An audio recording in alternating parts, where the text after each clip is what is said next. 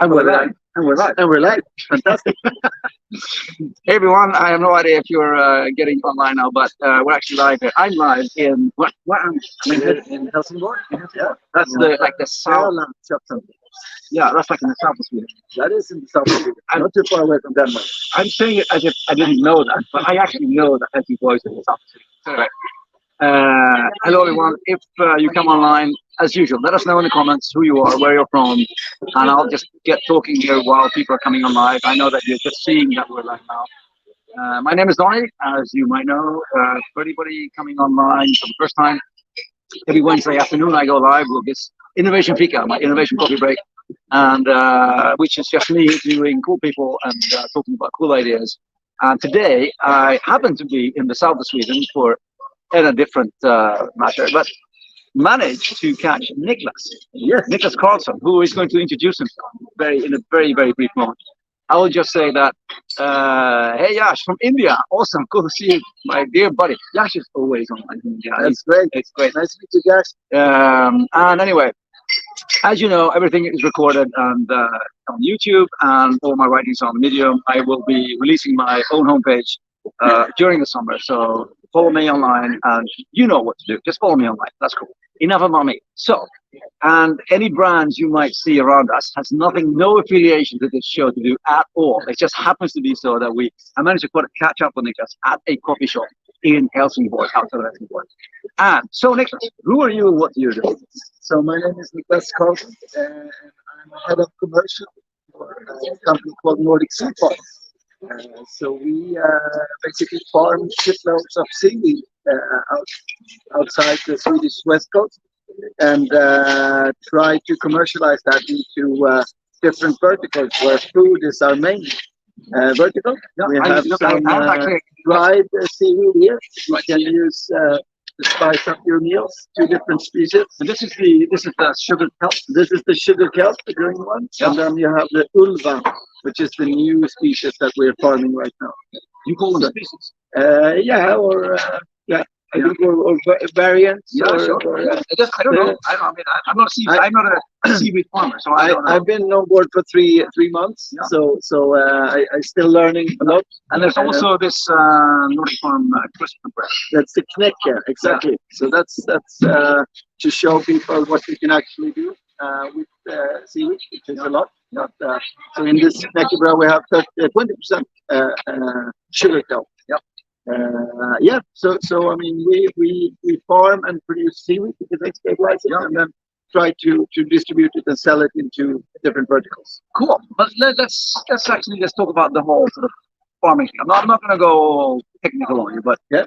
When you're saying about farming seaweed, you're talking about a farm in the sea. That's correct. And I mean, when I see farm, I see like, a tractor and somebody driving and then like lines of, crops and things like that. Yeah. But the sea doesn't really feel like sort of that. Well, it's actually not too far away from land. So what we're doing is we're licensing 30 hectares of sea from the Swedish state, you could say. So then your land. Yeah, so we have like 4 areas, which is like our different land, and we have lines where we stick our seaweed babies.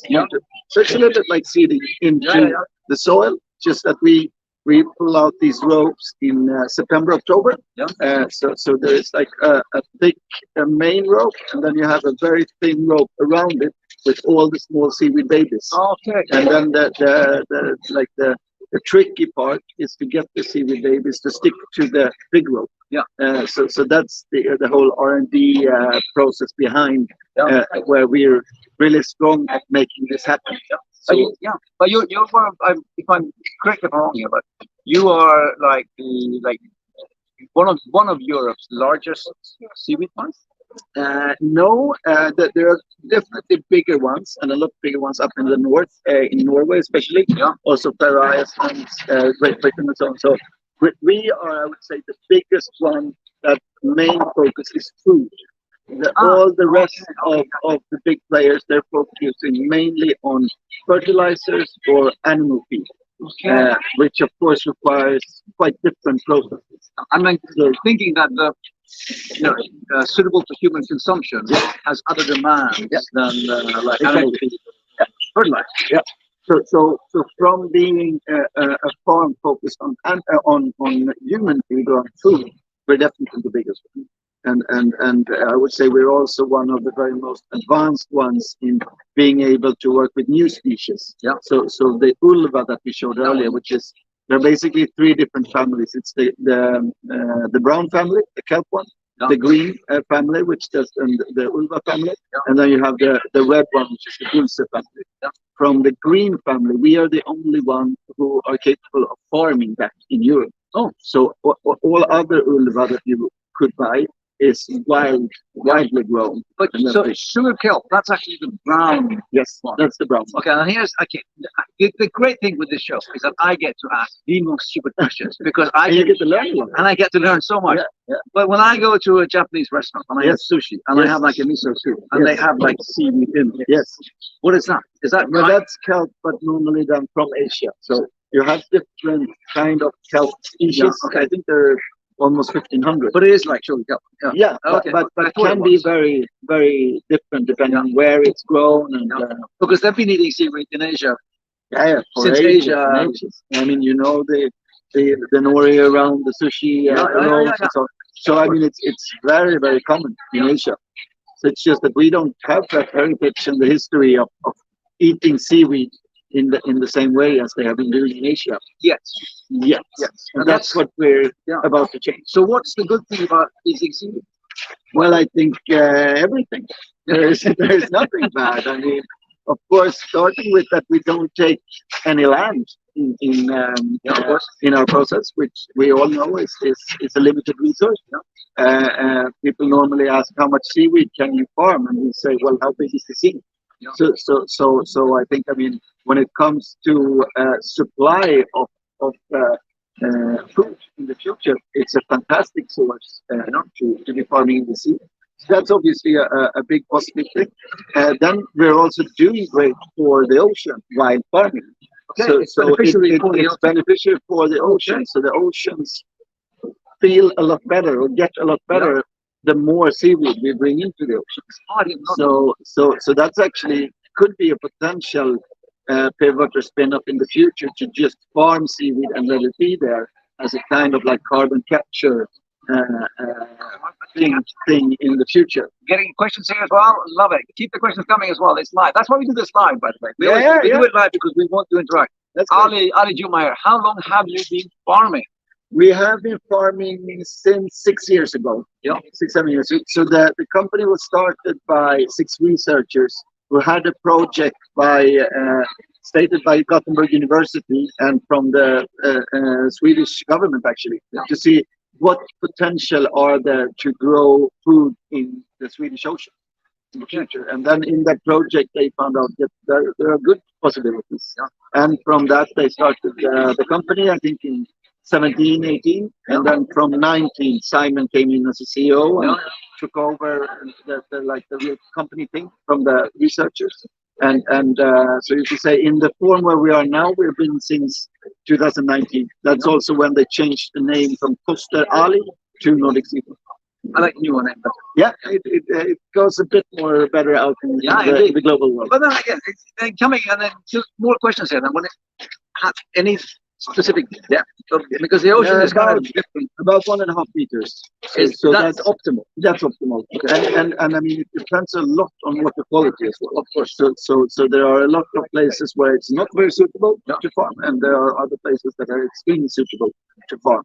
So we are quite far up north on the Swedish west coast, outside the small village of Grebbestad. So about 45 minutes from the Norwegian border, not too far away from Strömstad. And we are very far out in the archipelago, but not in the open sea to protect from winter storms and so on. So and as we said, I mean, we see, so we put out the ropes and the seaweed babies in September, October on about 1.5 meters depth. And then the fantastic thing is then it's the ocean and the sun doing the magic of the nature. And we just keep it there until March, April, and then we bring up the ropes and you have these 2 meter long seaweed. Yeah, so it's really magic in that sense. You don't have to put any fertilizers, any energy. You don't have to water it. No, you don't have. Sorry, no, but it's really. I mean, one possible vertical in the future is textile and textile fiber. Of course, and just compared to cotton, how much water you need for cotton. Yeah. I mean, there is so much I know. potential. In the big H&M Foundation project that we are working with at KTH Innovation, the Global Change Award, one of the previous year winners in that big competition actually is a company that makes textiles out of seaweed. Yeah. Yeah. And we had like a fashion show with sustainable clothing, and there was a seaweed dress. Yes, American or Canadian. I think so. Yeah. Yeah. No, so that's the great thing I think with seaweed. There's so much possibilities. Yeah. Ali, again, I'll come back to you, Yash, as well. How are you affected by increasing global temperatures, climate change? Well, so far, not at all, I would say, because the water quality and the temperatures when we are farming are very stable during autumn and winter. Yeah. So we are acting with the rising temperature as it is of nature when weather gets warmer in spring, summer, and so on. So we have to be very out there and to see. Sometimes it's better to farm everything in March. Sometimes the spring is late and we farm. So far we don't see any effect of that. It's just the natural way of the temperatures that are in spring and summer. So we cannot keep it in the water when it gets too warm anyhow, because then we get a lot of other things on the seaweed, and it will not be possible to have that food. But does that mean that it's like a harder thing to farm if you're going down like the southern like towards the south and it's like equator? Is it? No, I don't think so. Not again. I've been in the company for 3 months, but I know they have big farms in India. They have in Portugal, and so on. So I think it's just the period that you leave the seaweed babies in the sea until you farm them is probably shorter. Okay. Would be my. Yash here. What's your biggest challenge to date? Well, it's definitely to commercialize the seaweed into the food sector. Yeah, it's still something very new in Europe. It's everybody's interested, but to convert that interest into business, that is definitely the challenge, and where we really have to put the focus the coming years. And that's a challenge for anybody watching or listening, because this will be a podcast as well. Here's a challenge for you, everyone, because the thing is, in like in the Nordics or in Europe, we don't have a killer app for seaweed. I mean, in Asia, they have all of these seafood, like the sushi and the seaweed food that they eat naturally anyway. So it's like a staple goods over there. We don't have that in the Nordics in the same way, as we don't have we don't put seaweed in our like oatmeal or anything like that. So the challenge for everyone listening is come up with some killer app foodstuffs, products. That would be like an everyday food for a person or a family or in the Nordic European region, because that will then, because when I talk about innovation, the problem with most innovation is that, especially because I work with tech innovation, the problem is that it's usually most often an innovation push. Somebody has something that they're trying to get somebody, and the big things happen when it flips and you get innovation pull. And that's demand and the user demand. So we need to flip it, and we need to find the user demand for seaweed. So we need a killer app in the normal food setting in our houses. That's what you need to find out. That's a challenge. So reach out to Niklas, if nothing else, with your killer apps for seaweed. And if nothing else, you can probably commercialize something using their seaweed, because they want to sell seaweed to people who produce products. So you reach out to him. Again, keep the questions going, and I will continue with questions as well. Yep. And what volumes are we talking about? Well, I mean, you said 30. Well, I think that is where we have been really successful and shown that we are able to scale up, because we're now farming in between 60 to 80 tons per year. So we have a lot of seaweed in the freezer and dry.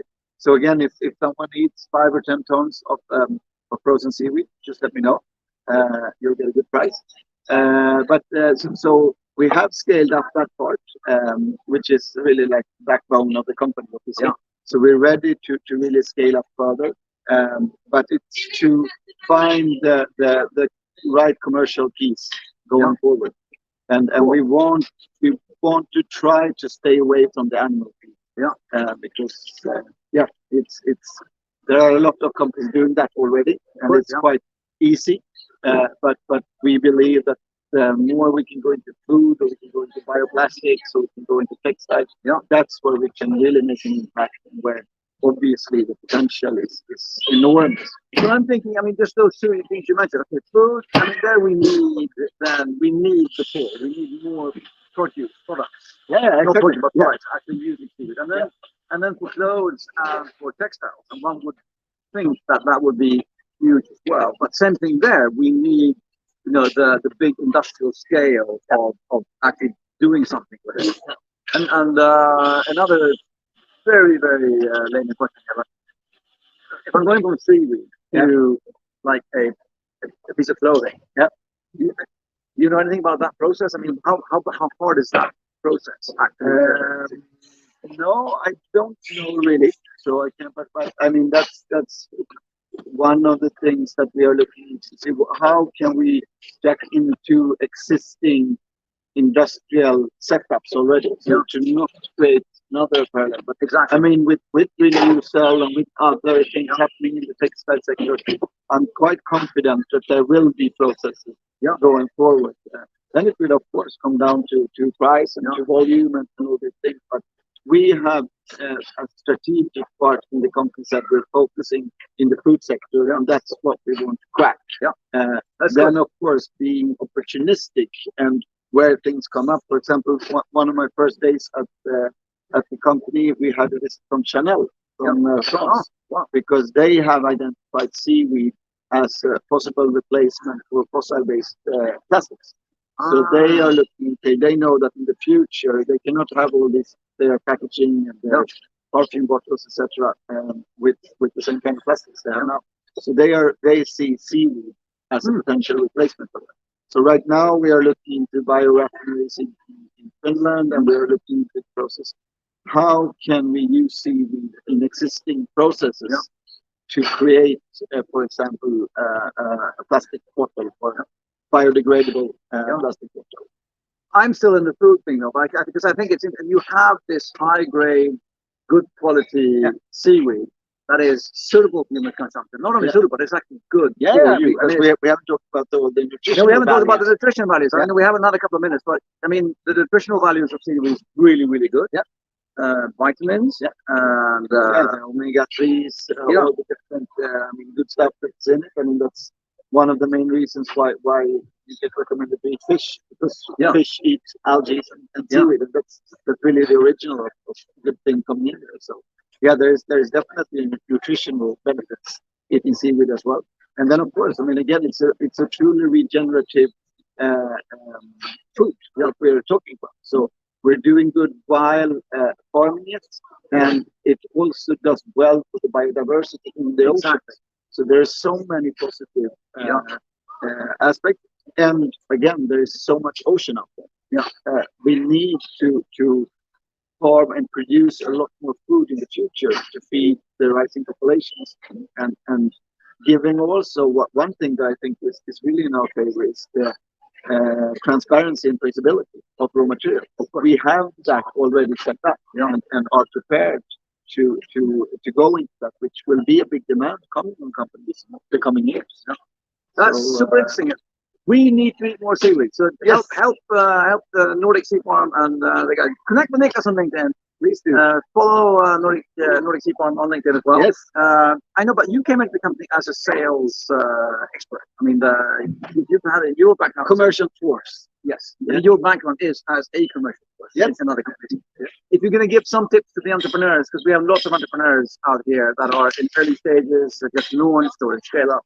What would your best tip be as a sales or a commercial force, motivator person? What would your best tip be when it comes to working with your own product? Sell first, think later.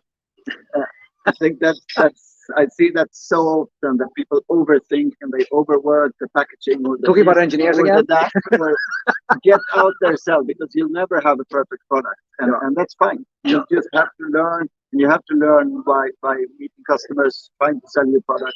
So that's always my tip to entrepreneurs: try to sell as soon as possible, because that's a part of the journey and the learning period.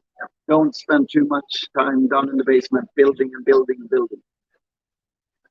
That is actually, I think we'll stop with that one tip, because that is the best tip of them all for any aspiring, especially engineer entrepreneur as well, because we always over-engineer things. I know, because I'm one of them as well. Yeah. Get out of the building, sell first, think later. And that, I mean, yes, let's stop there.